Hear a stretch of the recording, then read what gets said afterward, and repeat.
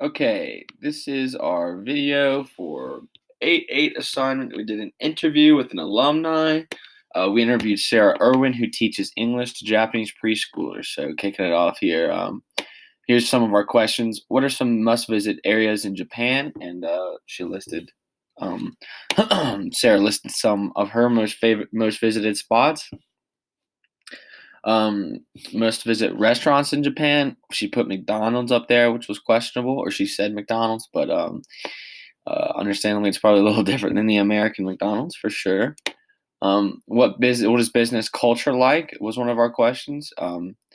So she said never work for a Japanese company, and she goes into it why she said that later down the road.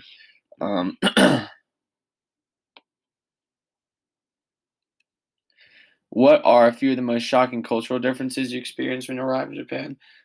Excuse me. So here's some of the ones. Dogs wear clothes. Racist society. Interesting. Interesting. What are some of the most things you've seen or experienced while in Japan? Um, Independence of small children. Quite safe. I like that too. I thought that was interesting when she was talking about that. Um, and moving down, what are some items you'd recommend to bring on this trip? She said sunscreen, which is funny. Are there any signs or activities that we should avoid? She said hostess clubs, don't litter. I actually heard that too. Littering is a huge no-no over there in Japan. So this is basically how we laid out our questions and answers in PowerPoint fashion.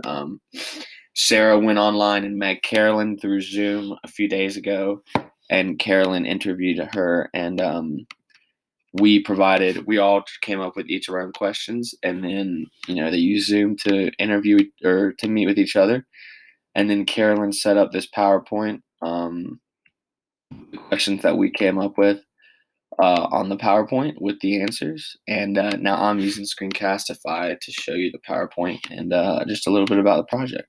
All right, thank you.